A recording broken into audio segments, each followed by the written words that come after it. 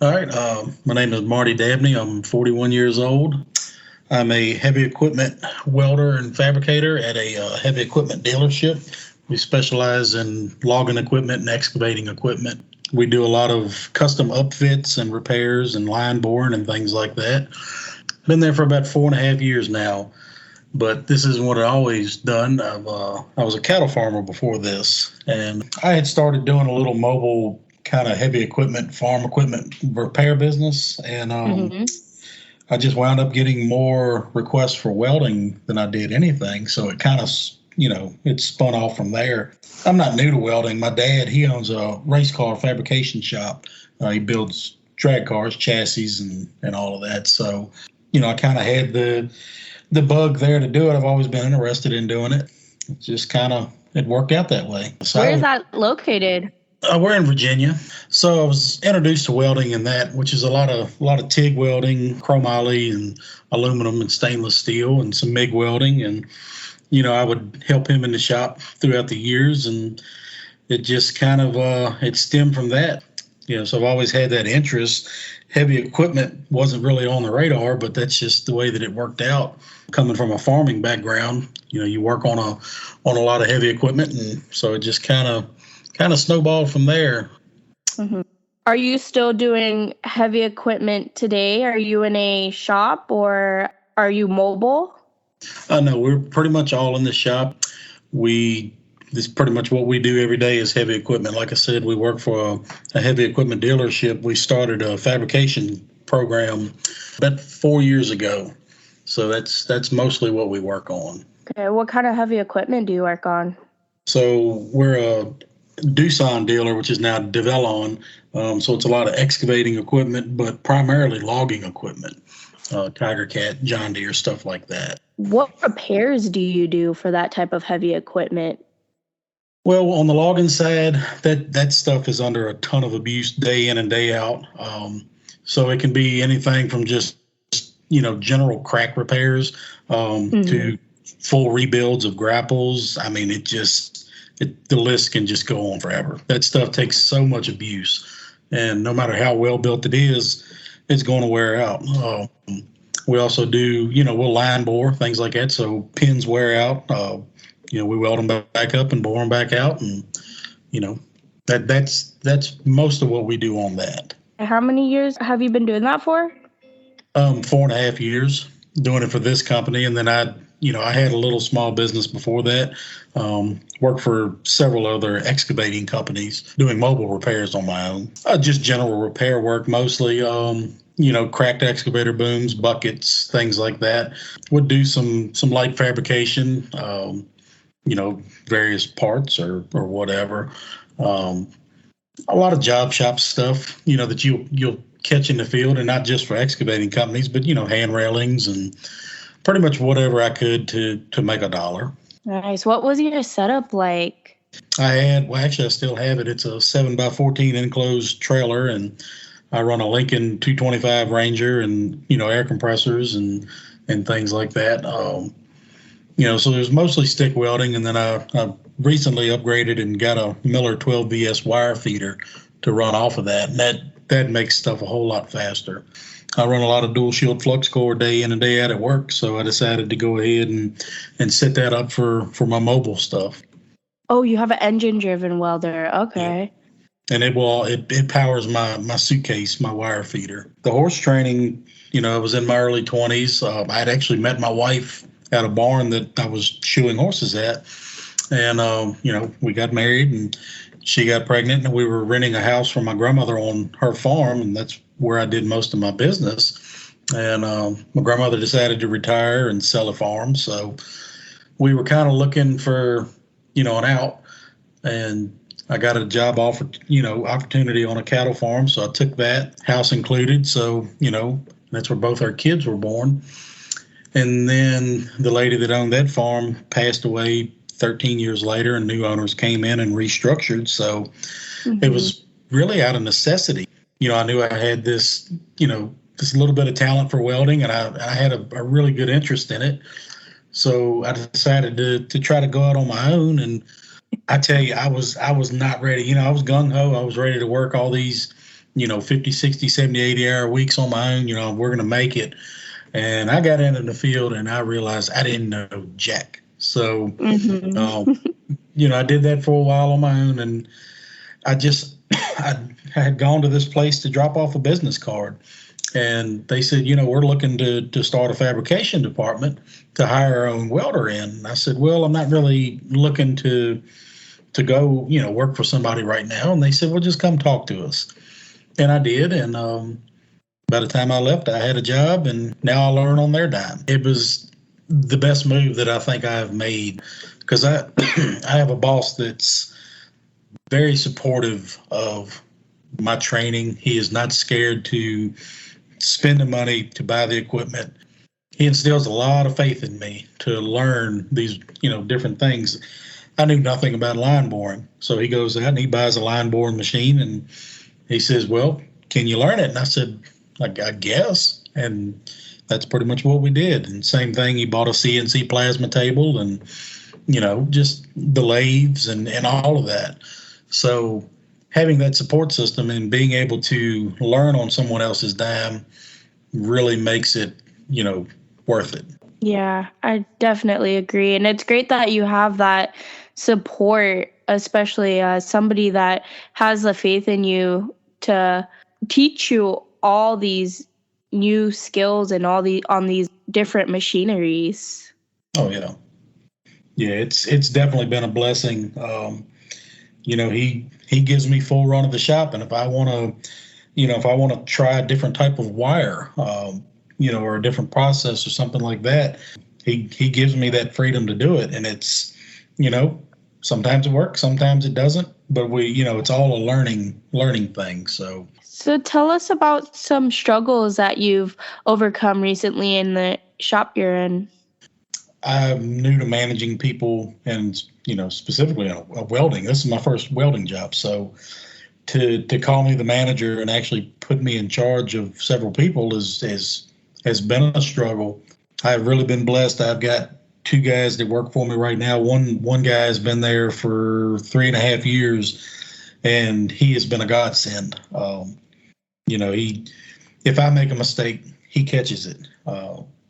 So it's been really good for that. And but I'd say managing the people, managing also the work orders and stuff. I'm not a paperwork guy. I was just there to weld, but now I have to, deal with repair orders and talking to customers and things like that. And it's all been a struggle. That's probably been my biggest struggle. Anything mechanical wise, learning how to line bore, learning how to machine or, CNC work, that's time. I don't really consider that a struggle. I just consider that you just need time to learn it. But everything else just seems like it's you either have it or you don't. And I don't know that I always have it. So I'd say that. Is there anything new that you're wanting to try out in the shop? We are going to purchase a milling machine, so we can have, the ability to machine other things. Having the lathe is nice, but some things you need a milling machine for. Like if I go to line bore a cylinder rod or something like that, it's easier to do on a milling machine. So, interested in learning that. Right. Because like I said, we're all learning. Right. I can line bore, but can I line bore as well as somebody who's done it for 30 years? No. Same with the machining, same with welding. I mean, so we just want to hone those skills, because we try to take a lot of pride in the work that we put out. A lot of times in the heavy equipment world, the repair industry, they just want to get it patched up and sent back to work. But we try to take that extra step to try to make it look like it came from the factory and it was never damaged. Or, if we build if we build a new thumb for an excavator or something like that, we want it to look like somebody's proud to pay the money that they just paid for it. Because we're not the cheapest, but, we really strive to take the extra steps to make it look something that we would be proud of. All right. So tell me what like a typical day looks like from when you go to your shop to when you leave the shop. More specifically, when you first start a project, walk me through the day and then how you finish your project, maybe throughout the week or if it's a month long or however that timeline goes. All right. So my day-to-day consists of nothing consistent. Recently, we just did an outfit. We built a custom bed and headache rack and installed a knuckle boom loader on a brand new Kenworth.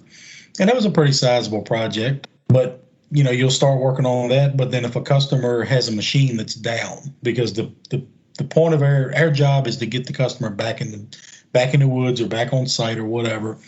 So if they have something that's down and it needs attention there, we'll pull off of that and make that repair and do what we can. And that's pretty much our day in and day out is we work on our projects. But if an emergency comes in, we'll pull off of it and make do with the best that we can.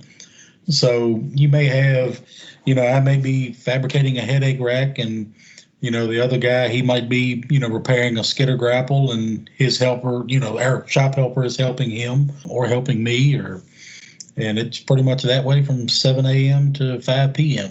every day. But that's kind of our general day to day. How is like the company you work for? Do you see yourself like retiring with this company? I could. They treat me really well. And like I said, it's something different every day. I couldn't work in a production shop where I'm welding, the same part day in and day out. Mm-hmm. Like on that assembly line.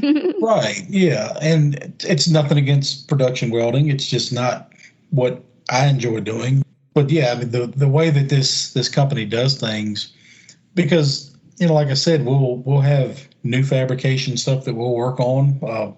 We'll build power washer trailers and, thumbs and stuff like that. But then, you'll get these repairs that come in and the customer goes, I don't know if you're going to be able to fix this or not. And a little bit of my ego kind of enjoys that because I know it's actually not that big of a deal. So it's, I don't know. I could see myself here. Hopefully physically I can keep it up. I've been battling a bad back all week. Like I said, I'm 41. I'm not a spring chicken anymore. My elbows are kind of shot and things like that. But I'd like to take it as close to retirement as I can, and then maybe eventually go into teaching. We have a really good vocational school right up the road that my son is actually enrolled in now. I could see myself trying to become a teacher there one day because I love to teach. When we first started the fabrication program at the shop, I was by myself, and I'd weld, and we use a lot of dual shield flux core. And, we do some short circuit MIG on lighter gauge stuff. And, I was pretty happy with the way that I welded. And then we hired my main guy, and he comes in and he lays down a bead, and I was like, crap, now I've got to step it up. And, that's You're like, hey, show me how you did that there. Yeah.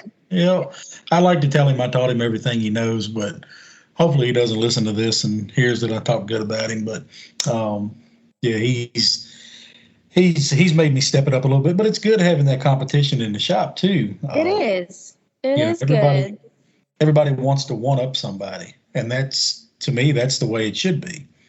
And well, we could all learn from each other too. Right.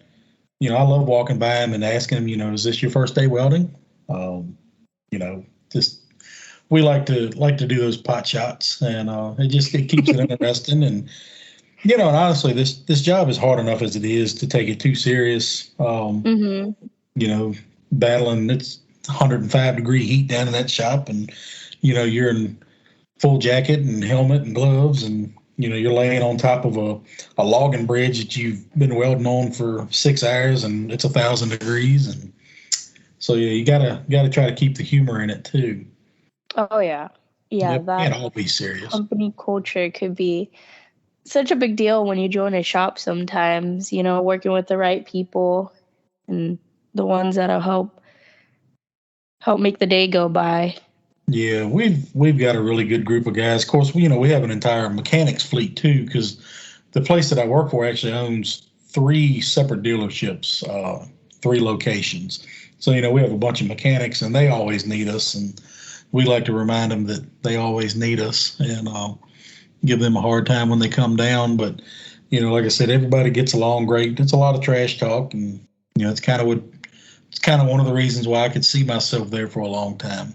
Working at a shop right now, and I feel like it's the first time in a really long time I've worked with people that, they're really like a family. And I know a lot of companies say that they're a family, but this one really feels like, we're always joking around, we're getting our work done, and it's a good environment. I feel that's very important when you find a shop that you're working for and you're going through your interview, and it's really interviewing them as well to make sure that it's a good fit for both sides. Right. Yeah, you've got to. Yeah, a lot of people do use that term, we're a family. Like I said, our job is tough enough. And, we work on a lot of deadlines that, are overwhelming some days and things like that. But if you can go about it with a halfway decent attitude and you have somebody there to at least embrace the suck with you, you can get it done. Because, we hustle. We have to hustle. The customer, they can't afford to have that machine down for days on end, while you're hauling and hoeing and humming, trying to, get it done. So, it comes in and we try to be as efficient as we possibly can without cutting corners, because that can happen if you're not careful. So, but having that family mentality and, everybody gets along for the most part. We all have our bad days, but we get it done. So how many departments are in your shop? So, we have our, sales department, but then we have our service department, which they handle all the mechanic work. Of course, everything now, and heavy equipment included, is all computerized. So we have all of that. And then we have our welding and fabrication department, which, like I said, that's new. That wasn't created till after I came to work there. When I first came in, we were actually just in a little small building. I was by myself, attached to our truck shop. We have a trucking company as well, and also our own logging company. So I was there, and we had the building that I'm in now. There was just a storage building, and I went down there one day, and it pouring down rain because I couldn't get a piece of equipment inside, and it was spitting sleet, and I had a young kid. He was helping me out. I told him, I said, clear me a spot. I knew we had a welder's plug in that building. So we moved down there, and my boss comes down, and he decided he liked the idea, and we started cleaning it out, and here we are now. Nice. And how many welders are on your team? So I think they run 4 logging crews. They're out in the woods pretty much all the time, so we don't see them much. But then we have, like I said, our own trucking company and our own separate truck shop. It's a different business name, but it's all owned by the same people. So they have 4 or 5 mechanics down there. They're pretty much, their full-time job is just to keep the trucks and trailers going. The fabrication shop will help out with the trailers, if they get behind or, we get slow or something like that. And then, we help the mechanics out too, because we rely on them a lot of times to disassemble this equipment for us to work on. Everything that I have learned has, swear to God, been YouTube. I went to YouTube University. There's nothing wrong with that. YouTube has really been teaching all of us. Right. And I mean, I don't really have a good welding school other than the one where we're at now. But when I was living at our other house, there wasn't really a welding school that was an option. So Jody at weldingtipsandtricks.com taught me pretty much everything that I know, or at least everything that I started with. But my life is consumed with welding and fabrication and repair and machinery. And there's a guy that I follow on YouTube, and pretty much everybody in the world follows him now, Curtis from Cutting Edge Engineering. I've learned a ton just by watching his videos. And there's another welder. He's on Instagram a lot and YouTube. His name is IC Weld, Isaac. He's down in Austin, Texas. And he is another one to really show you and he does a lot of field work. So he really shows you the down and dirty, get it done, get it fixed. And the work looks incredible. So, But yeah, it's going to be dependent on your area. It's going to be dependent on what, heavy equipment dealers in your area offer. Like I said, they don't all offer fabrication and welding.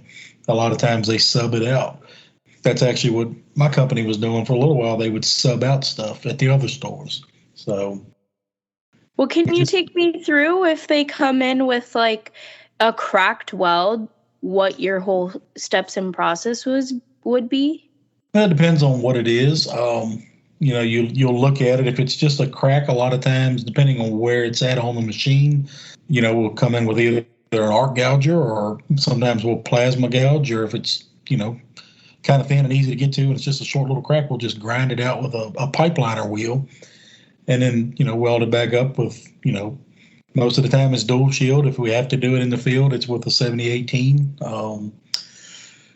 But, if it's a little more extensive and it's, cracked to the point where it's quicker to actually replace the whole panel, with us having the CNC plasma cam, that gives us that option. So sometimes we'll remove, a section completely and, fab up a new one and put it back. But yes, I mean, it's all based off of what it is when it comes in, what part it is, how critical is it? If it's a crack on a fender or something like that on a chipper, you just groove it out, weld it back up, and go on about your business. But if it's on a boom of an excavator, it might get a little more extensive with fish plating and, backer plates after you've grooved it out and things like that. And then after you do your welds, do you send it off to the painters, or is it something you guys kind of touch up, paint yourself? I'm the painter. Okay. Yep. Yeah, we try to keep. Are you sandblasting and painting, or just painting? Yes, we're set up for sandblasting if need be. A lot of times if it's just a, repair on an excavator stick or something like that, we'll sand it down and we'll blend the paint in. We sell Develon stuff as well as Tiger Cat. So we keep those paints in stock, but we try to keep Komatsu and, Caterpillar and John Deere and things like that, because we work on it all. But yeah, we do a lot of painting. We build logging bridges to get heavy equipment across streams and stuff, environmental type things. Mm-hmm. And, we'll paint all of those, and we go through a ton of satin black. We'll spray gallons and gallons and gallons of that.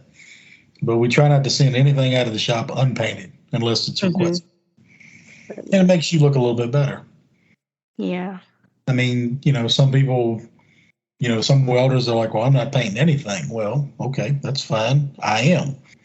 The way I see it, if it costs me an extra couple dollars and an extra 10 minutes, I'm passing that on to the customer anyway. I've built that into my price, because we always try to build in a little wiggle room, especially on repair work, because you don't know what you're going to get into. So if I've quoted him something that I could lose money on over a can of paint, then that's my fault. But, when that customer comes and picks that piece up and looks at it and goes, holy shit, this looks good, then that's what it's about. He'll bring me that piece again, or another piece, hopefully. Okay. Are you taping off when you paint too? It depends on what it is. I mean, so sometimes we'll actually have to weld on brand new equipment. So we'll take a $300,000, $400,000 piece of equipment, like a tree cutter, and we have to weld another 1,000-pound counterweight on the back. And, that machine's brand new. So, you've got to grind off the paint off the existing counterweight, and, and of course you're welding it and it's burning everything around it. So, we'll take that off and just reprime and repaint the whole entire piece. We try to tape it back to where the next joint would be, if that makes sense. So when you're looking at it, it doesn't look like you just touched up. It blends in. Mm-hmm. So we'll tape it back to the next, another weld somewhere, or a bend in a plate, whatever it is, you just use your judgment, and we'll paint the whole entire piece. Now, sometimes on a boom, I like to, like I said, feather it out with a sander, and then I'll just spray that section and kind of blend it out into the existing paint. And most of the time, the paints match pretty good, so we don't worry too much about that. Okay. Now, if there's a piece of glass anywhere near, of course, we'll kind of cover that up, cardboard or whatever. But still, in the end, we're welders. We're not painters, but we do the best that we can. Yep. Yeah, we do what we do to get the job done. Right. Do you have a favorite project that you've done in the past or currently that you're working on? Something told me you were going to ask that question, and I've actually thought about the answer to that. And I don't know. So a couple of years ago, we did a deck for my boss's son. I've got some pictures of it, I think, on Instagram. But we built a big steel deck and put the decking in. They poured concrete on it, but we did all the decorative handrail. We did a CNC plasma panels more than rails, I guess. They had a kind of a floral design to it, and we built the stairs and the whole 9 yards. That was probably one of my favorite art pieces, I guess. I don't know. I don't do a lot of art. I'm not artistic, but that was pretty cool. But then we built a couple of years ago, we took an old logging skidder, a 6-wheeled logging skidder, and we cut it in half and extended it. And we've never seen anybody do this, so this is what we did. We cut it in half and then, added a 6-foot section in the center. And then we built a 12-foot extension off of the rear frame and basically made it, we call it the log hog. It's just made to stack logs on it and carry it out of the woods in really crappy conditions. So I'd say probably those two. And then we've done a couple other projects. One that we'd never posted pictures on. It was a prototype. That was pretty cool. But yeah, I mean, probably those two I think were about my favorite. We just did a upfit on a truck here a couple of weeks ago, I mentioned earlier, where we had to build a custom bed and headache rack, and that was a lot of fun doing that. And we're actually in the process of doing another truck for ourselves similar to that. So yeah, I'd say those two were probably my favorite. And then I'll go through my Instagram later and look at some of the past projects and go, no, this was probably my favorite. It'll be over by then. My answers are what they are. Yeah, welding has definitely a bunch of feel-good moments, especially when you complete a project and you're looking back and you're like, dang, I did this. Yep. I built this, Yeah, I love it. I was a part of that. Yeah, that's another thing that's unique about where I work too, though. We'll take on a lot of projects that regular job shops won't take on. Our fabrication department is, I don't know, like I said, it's unique with the vast array of things that we do.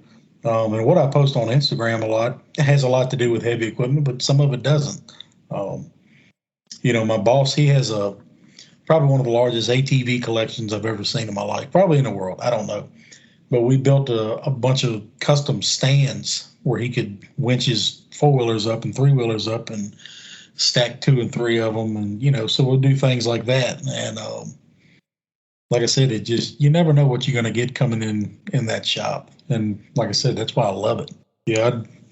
Luckily, we have service writers that handle most of our paperwork, but I still have to, we have to write out what we did, and, I have to order materials and order supplies and all of that. And that's about as far of an extent as I go on office work. I hate the thought of my guys out there when it's 105 degrees and I'm in a, air conditioned office. So right. I've never wanted anybody to say, oh, I'm doing this job because he won't do it. I'll grind with the best of them. Hell, I was a better grinder than I was a welder for years. So I don't forget my roots. I don't mind going out there getting burned up and, doing the arc gouging in the really tough spots and things like that. We all try to pitch in and carry that weight because there's some days those jobs just suck.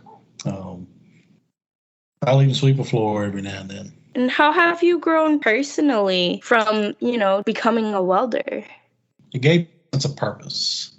After I lost the job on the cattle farm. You know, I was there for years. We lived on the farm. I was raising my kids on the farm. You know, we had all of those, all of those early year marriage, having kid memories on that farm.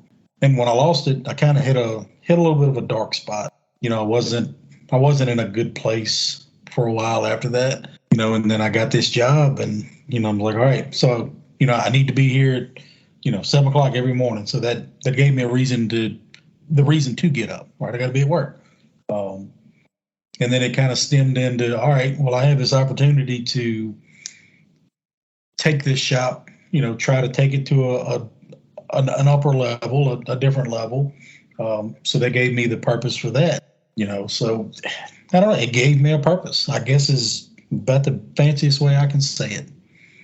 It gave me a purpose. It gives me a sense of pride when, somebody goes, oh, hell, y'all fixed that? Y'all welded that? Oh, man, that looks great.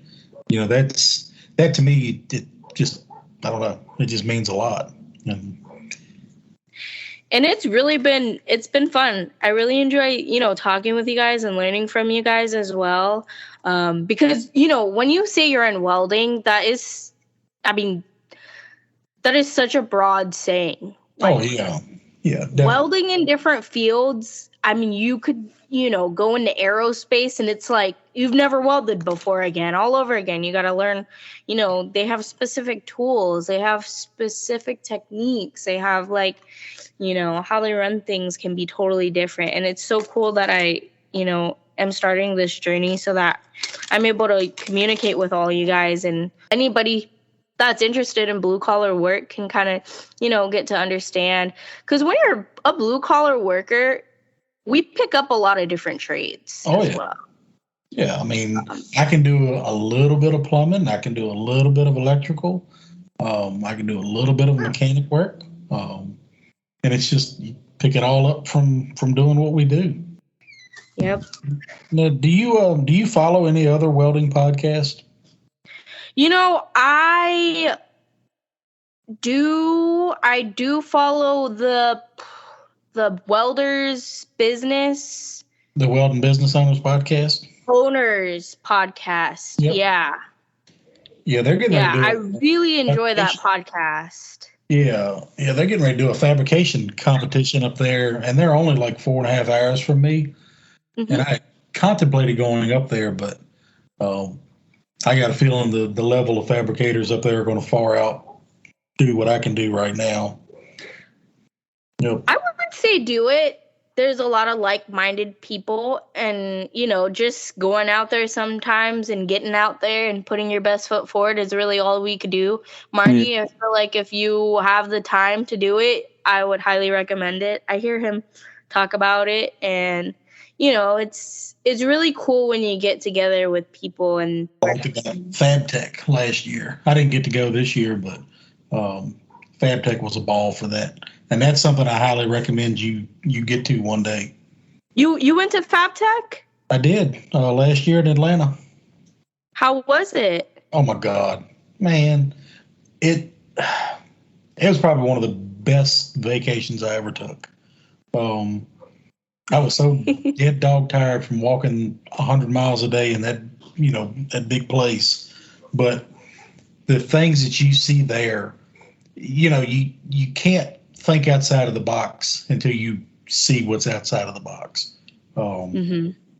It's just, oh my God. I took some classes there and, watched the seminars and just walked the floors and, talk to reps from different companies selling press brakes and, bending, equipment, CNC stuff. And, it was something to see. It definitely was worth it. I just couldn't quite swing it this year. I'd saved up money to go, and then I bought a Corvette. Midlife crisis. What do you do? Buy a Corvette. Buy the Corvette. And then I just broke it last week, so now I got to fix it. But yeah. Right? But no. You're a welder and a mechanic. Yeah. We'll see if I can get it fixed first before we start calling me a mechanic. But we're planning on going to the FabTech in Orlando next year. Yep. Okay. Yep. Because that's not too far. I can be there in 10 and a half, 11 hours. So, Okay, you're planning on making the drive out there? Yeah, I don't fly. So, yeah, I don't do heights very well. That's not why I never became a structural welder. Yeah, I get nervous on my tippy toes. So, no, we'll drive down and we'll probably stay somewhere close to the beach because my wife's going to go with me this year or next year. So she can get her beach time and I can get my Fab Tech time and we'll make a week of it. But Atlanta was awesome though. Yeah, I saw that it was in Chicago. I had just started this job. I actually work at a soldering company, and we get Wednesdays off. And it was Tuesday night when I had saw Fab Tech was, that week. And I was like, ooh, should I buy a plane ticket right now? Should I buy a plane ticket and head out to Chicago, spend the day out there, and fly back home for Thursday on work in the morning? And it was so tempting. I was like, I really, really want to go. I mean, are you a part of the American Weld Society? No. So we don't really have any groups around me. I really don't have a social life outside of this. I'm a nerd. Yeah, I am soldering. So that's what I do for work. I solder Monday, Tuesday, Thursday, Friday, 10-hour days. I go to welding school Saturdays, Sundays from like 7 to 4:30. Right. And then after work or Wednesdays on my days off, I'll do welding jobs like mobile work. Yeah, I quit taking on a lot of the side work because I'm gone, 65 hours a week from the, because I leave the house at about 5:45 and I'm lucky to get home at 6:30. And, my son's getting ready to graduate high school and my daughter's getting ready to go into high school. And I kind of like to be there. And honestly, after being on that concrete all day and, hot and tired, I really don't feel like doing side work anymore anyway. So, I did a lot of it when I was younger. But now I'm just ready to be home. Well, any advice for me that, with mobile work, since I'm just starting out mobile work? All right. Well, what's your setup? What kind of welder do you have? Is it engine drive? Is it a MIG welder you plug into a wall? So right now I have a 110 volt little welder off of Amazon. I really want to upgrade already. It did not like any of my rods except for 6011, which is really shitty. Yeah. I tell you what, I've owned several Everlast machines. I had one of the original Everlast 250 MTS 250s, and it actually burned up. Our truck shop actually had a shop fire. It burned everything up. Oh my goodness! And I lost. That was a couple of years ago. So I lost that welder, and I had an AHP Alpha TIG welder. Lost that too. Fortunately, insurance covered it, and I upgraded to pretty much the same welder, but it was a 251 SI, and it gave MIG TIG stick capabilities. And I mean, I think at that time it was $1,400. So, it wasn't didn't break the bank. You can't do aluminum with it. No matter. Mine, the 251 SI will run off of 110 or 220. So if you ever, run into something where you need a little more ass behind it, you can run that bigger rod, or you can run heavier wire, whatever process you're doing. And actually, TIG weld's pretty good. It has pulse capabilities. It has pulse MIG, which is, we've been experimenting with that the past few years, and that's pretty neat. So. Oh, pulse MIG. That sounds interesting. Freaking awesome. I love it. The pulse MIG, it's a higher frequency pulse. So it might be, I'm just throwing a random number out, 200 pulses a second. So it's almost, have you ever TIG welded aluminum with AC? Yes. So that bzzz. Yes, the loud buzz sound. Yeah, that's what it sounds like. Okay. In some welders, you can control your peak amperage and your background amperage. I think these pulses you can adjust the peak amperage. But yeah, pulse is pretty neat. We've been doing a lot of pulse spray metal core welding. Really low spatter, easy cleanup, super fast. So if you're welding 150, 200 feet, a day, and you need to lay down the wire, that's what we use. Okay. Yep. But yeah, you can't go wrong with the Everlast machine. Yeah, I'm looking at them online right now. Does yours have a plasma cutter?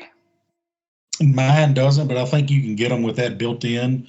The one boy that works with me, he bought their 82 amp plasma cutter, and it cuts nice.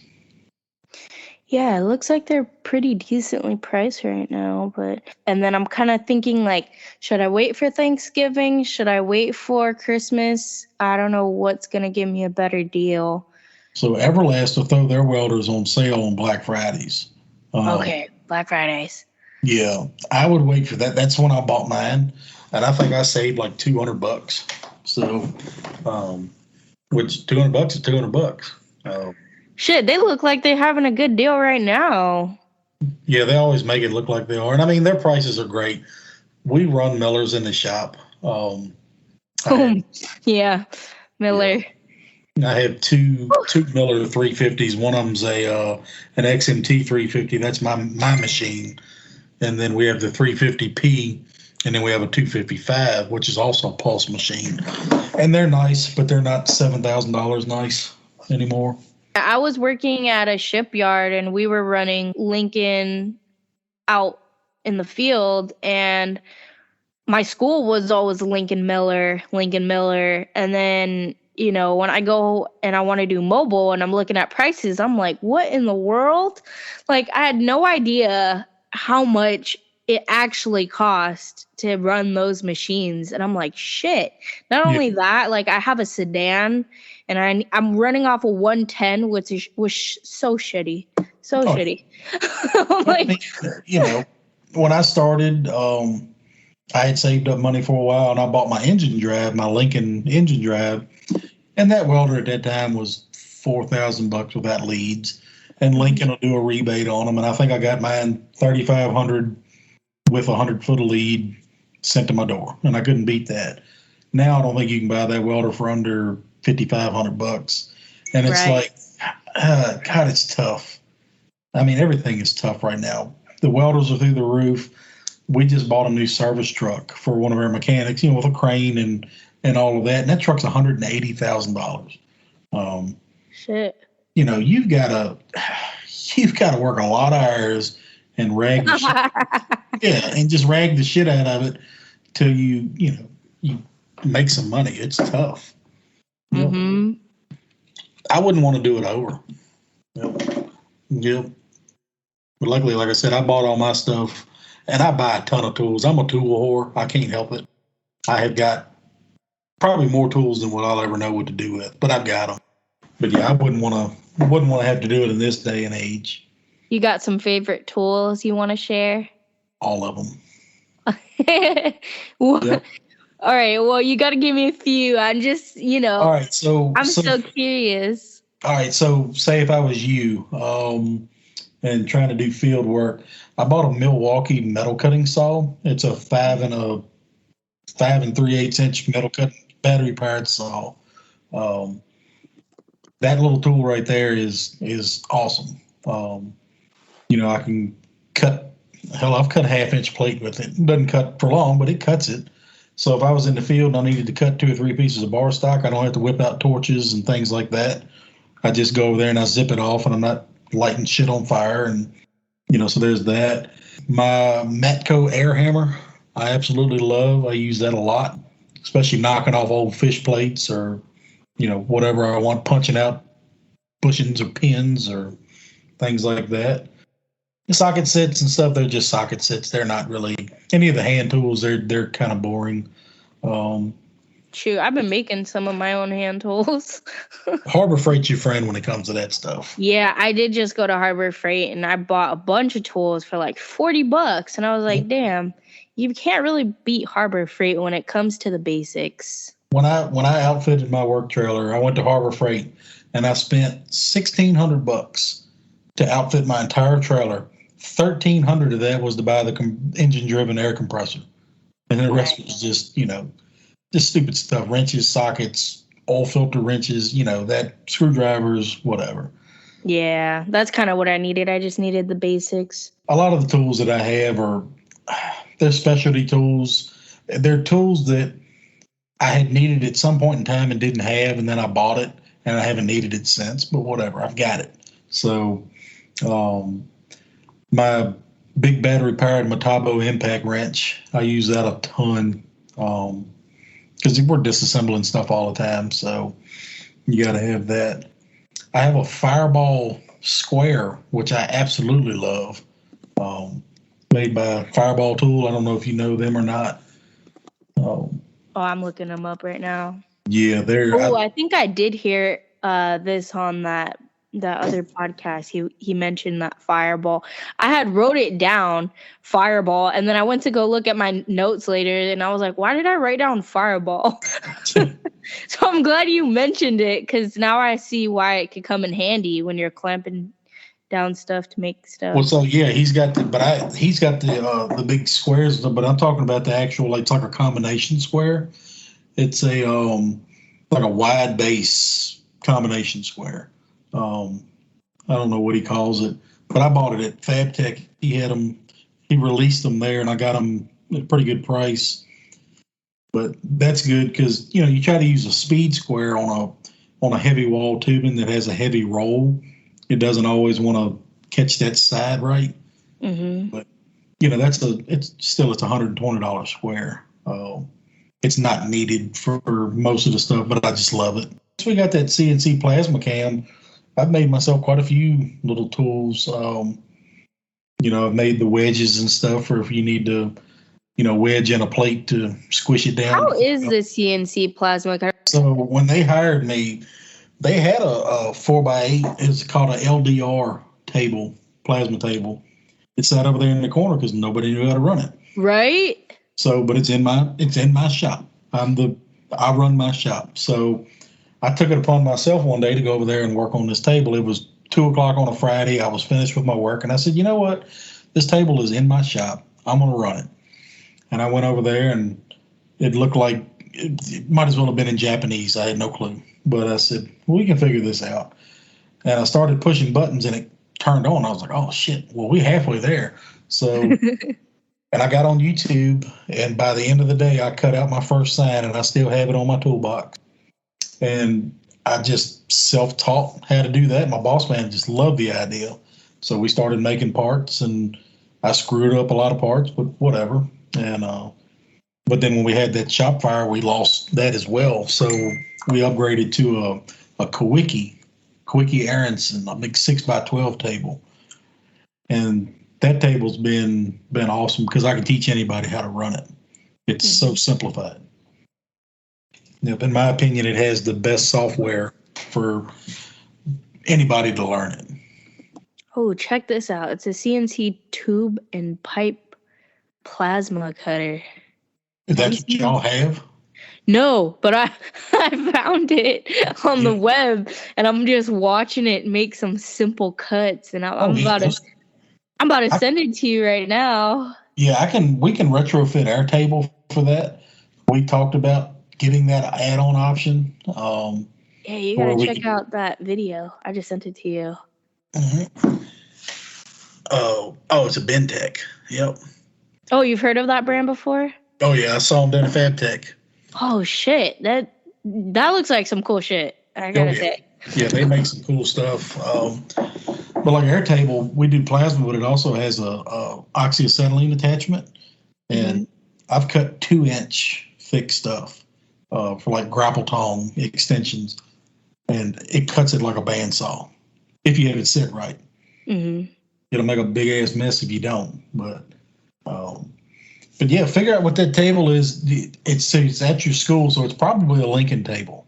It is. It is a Lincoln. 5,500, I think, is what they are. 2D CAD is not hard. It was for me for a little while. I actually took an AutoCAD class just to learn, Okay. just to learn what all those stupid little snaps and stuff meant. Mm-hmm. But yeah, I mean, we do some pretty intricate stuff. And it's like I said, it's not hard to do your basics. Doing the artwork is kind of tricky sometimes because there's really no rule of thumb for any of it. Mm-hmm. I did a sign for my wife's grooming shop. She's a dog groomer, owns a big grooming shop. And I did a big intricate sign with an Australian Shepherd, a Cocker Spaniel, and a Doberman. They were all three of our dogs, and put her logo in it with the mountains in the background. And I think it's on my Instagram page somewhere. But yeah, I mean, plasma cam, if you want to make it in this world, that was one of the things I was telling you about welding shops not wanting to change. If you don't have a plasma cam now, it's almost like not having a cutting torch 30 years ago. It's just, it doesn't make sense. Right, that plasma cutter will really advance you. Yeah, but if you can learn how to run that. But you're right, that AutoCAD, that CAD software program is kind of what helps if you kind of know how to run the software for it. Right. And see, if you go in, my opinion is, and I've taught this to my guys before, you know, they said, oh, we just want to weld. No, bullshit. You don't want to just learn how to weld. No, you got to be able to run those CNC machines and those that lathe and that mill. Yep. I think, I agree with that. You're not just a welder. No. You got to do what you got to do to get that job done. 100%. Well, and if you go into a new place and, to try to get a job, and, you tell them, hey, I can run a CNC plasma cam. I can run a press brake. I can run an iron worker. I can run a lathe.